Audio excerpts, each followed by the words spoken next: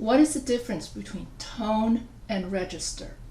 Tone or register refers to the way grammar, words, and expressions are selected for a piece of writing to make it appropriate for its intended context.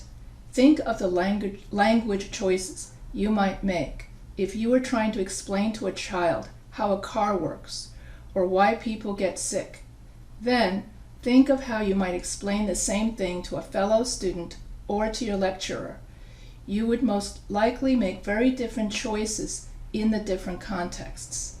The tone or register of a piece of academic writing will therefore depend on what kind of writing you're being asked to do. Essays, reports, case studies, and reflective writing for specific details about the kind of writing differs in tone. In general, you can think of the tone of a academic writing in terms of 4 features: formality, impersonality, or objectivity, technicality, and abstractness. You could imagine these as sliding scales, like the ones on a sound mixing desk, where you change the levels depending on what inputs you have and what space you're in. So when we are talking about tone, we could either talk about an essay that's very, very formal, like the kind of essay that you would write for your teacher, or your essay could be very informal, such as everyday conversations with your friends and family. So that is what I mean by tone.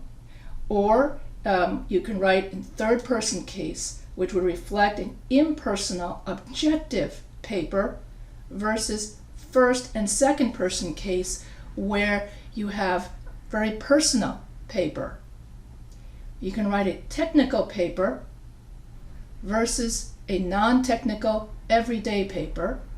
You can write an abstract paper filled with technical words, or you would write a simple, concrete paper. Each kind of writing, each kind of text has its own settings. Essays and reports tend to be more formal, impersonal, technical, and abstract. So here, if you look at this sliding scale, when we write to friends and family, we tend to write informal, personal, non-technical, everyday words and slang, and concrete, in other words, very easy ideas, nothing too complicated. Then when we write our research papers, we tend to write third-person case, formal English, impersonal, as in we don't stick in our personal experiences, and we write from third-person case. We write from a distance. Technical, in which you define the words that people don't know, and abstract, in which you do an analysis of all your ideas. You synthesize your ideas and you talk about something that is complicated or controversial or something that's difficult to understand. So when we write a paper, it's totally different tone than, so here you see it as a picture. So I hope that that helps you visualize what I mean. So here you would say essays and many reports are in this gray area where it's formal, impersonal, technical, and abstract. An everyday conversation, everyday conversation in which you are talking with your family, then it becomes informal, personal, non-technical, everyday, concrete. And then reflective writing. Reflective writing means that I ask you, how was this writing class?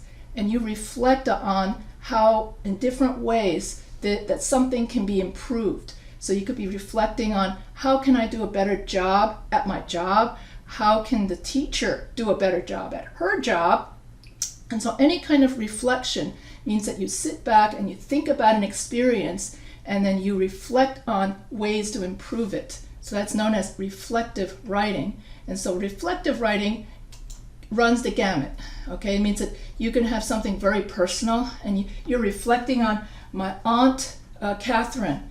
Oh my God, she was the best person I ever knew because. So you write about your personal hero.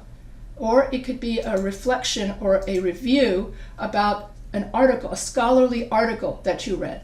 I read the article written by Albert Einstein on his theory of physics, and I think that Einstein's article is very, very blah, blah, blah. So you get very, very technical. So that's why you've got the scale. So when you do reflective writing, then you can kind of go back and mention yourself briefly, okay? So reflective writing is in the middle. But when we write our essays and our reports, it's at the very formal end of the spectrum.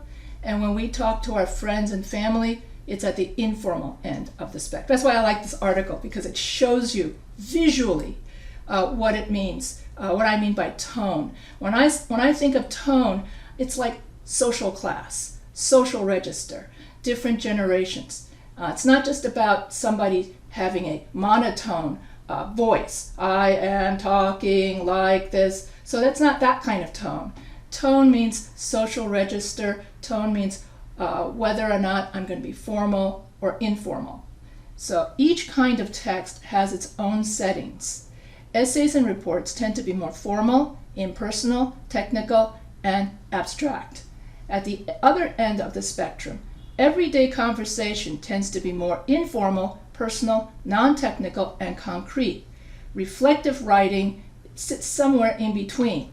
It still needs to be formal and reasonably technical and abstract, but should be more personal than in an essay because you're reflecting on your personal experience.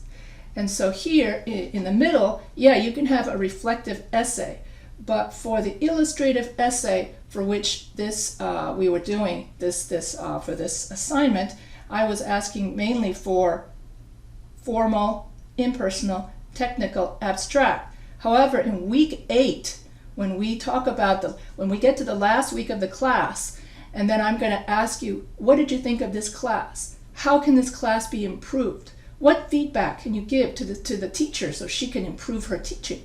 That's reflective writing. So I hope that you found this interesting, this section on tone and register. So if you have any questions, feel free to email me.